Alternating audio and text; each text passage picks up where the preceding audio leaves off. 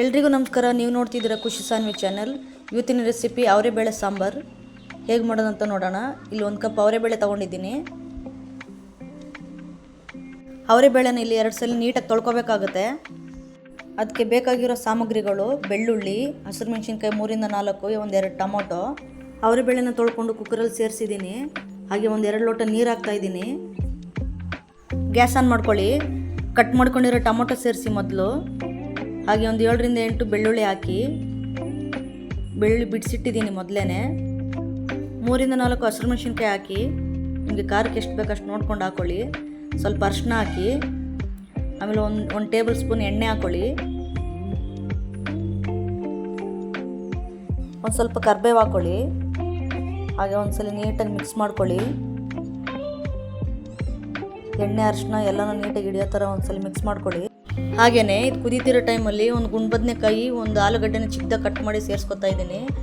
ಉದ್ದು ಬದನೆಕಾಯಿನೂ ಸೇರಿಸ್ಕೋಬೋದು. ನಾನಿಲ್ಲಿ ಗುಂಡು ಬದನೆಕಾಯಿ ಹಾಕಿದ್ದೀನಿ.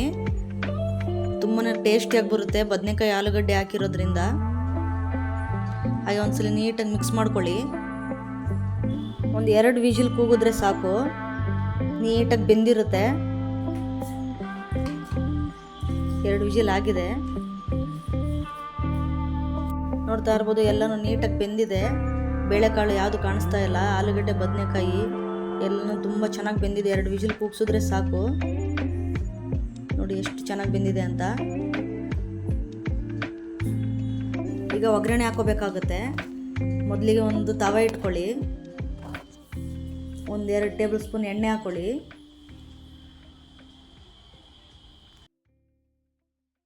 ಎಣ್ಣೆ ಬಿಸಿ ಆದಮೇಲೆ ಒಂದು ಸ್ವಲ್ಪ ಸಾಸಿವೆ ಹಾಕ್ಕೊಳ್ಳಿ.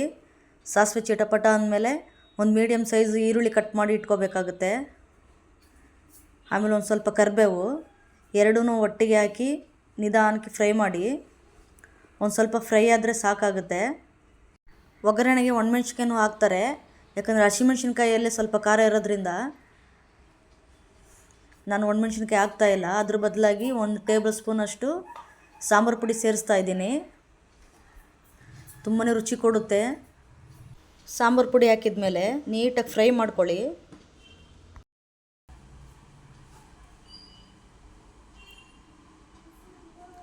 ಬೇಯಿಸಿಟ್ಕೊಂಡಿದ್ವಲ್ಲ ಅವರೆಬೇಳೆನ ನೋಡಿ ಈ ಟೈಮಲ್ಲಿ ಸೇರಿಸ್ಕೋಬೇಕಾಗುತ್ತೆ.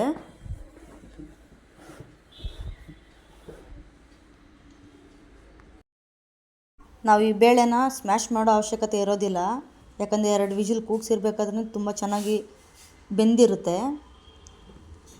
ನೋಡಿ ಬೇಳೆ ಎಲ್ಲ ಹಾಕಿದ್ಮೇಲೆ ಒಂದ್ಸಲ ನೀಟಾಗಿ ತಿರುಗಿಸ್ಕೊಳ್ಳಿ. ತುಂಬಾ ಟೇಸ್ಟಿಯಾಗಿರುತ್ತೆ, ತುಂಬಾ ಅದ್ಭುತವಾಗಿರುತ್ತೆ. ನಿಮಗೆ ಗಟ್ಟಿಯಾಗಿ ಬೇಕಂದರೆ ನೀರೇನು ಸೇರಿಸೋದು ಬೇಡ. ತೆಳ್ಳಗೆ ಬೇಕಂದರೆ ಒಂದು ಸ್ವಲ್ಪ ನೀರು ಸೇರಿಸ್ಕೋಬೋದು. ನಾನಿಲ್ಲಿ ಅರ್ಧ ಲೋಟದಷ್ಟು ನೀರು ಸೇರಿಸ್ಕೊಂಡಿದ್ದೀನಿ. ಹಾಗೆಯೇ ಒಂದು ಸ್ವಲ್ಪ ರುಚಿಗೆ ತಕ್ಕಷ್ಟು ಉಪ್ಪು ಹಾಕ್ಕೊಳ್ಳಿ. ನಿಮ್ಗೆ ಎಷ್ಟು ಬೇಕಂತ ನೋಡ್ಕೊಂಡು ಹಾಕ್ಕೊಳ್ಳಿ. ಒಂದ್ಸಲ ಮಿಕ್ಸ್ ಮಾಡ್ಕೊಳ್ಳಿ. 1-2 ಕುದಿ ಬಂದರೆ ಸಾಕಾಗುತ್ತೆ. ತುಂಬಾ ರುಚಿಕರವಾದ ಹಾಗೂ ತುಂಬಾ ಟೇಸ್ಟಿಯಾದ ಅವರೆಬೇಳೆ ಸಾಂಬಾರು ರೆಡಿಯಾಗಿದೆ. ಫೈನಲಾಗಿ ಒಂದು ಸ್ವಲ್ಪ ಕೊತ್ತಂಬರಿ ಸೊಪ್ಪು ಹಾಕಿದ್ರೆ ಮುಗೀತು, ಸಾಂಬಾರು ಆಗೇ ಹೋಯಿತು. ಪ್ಲೀಸ್ ನನ್ನ ಚಾನಲ್ ಯಾರ್ಯಾರು ಸಬ್ಸ್ಕ್ರೈಬ್ ಮಾಡಿಲ್ಲ ದಯವಿಟ್ಟು ಸಬ್ಸ್ಕ್ರೈಬ್ ಮಾಡಿ, ಲೈಕ್ ಮಾಡಿ, ಶೇರ್ ಮಾಡಿ. ಹೇಗೆ ಬಂದಿದೆ ಅಂತ ನಿಮ್ಮ ಅಭಿಪ್ರಾಯಗಳನ್ನು ತಿಳಿಸಿ ಕಮೆಂಟ್ ಮಾಡಿ. Thank you.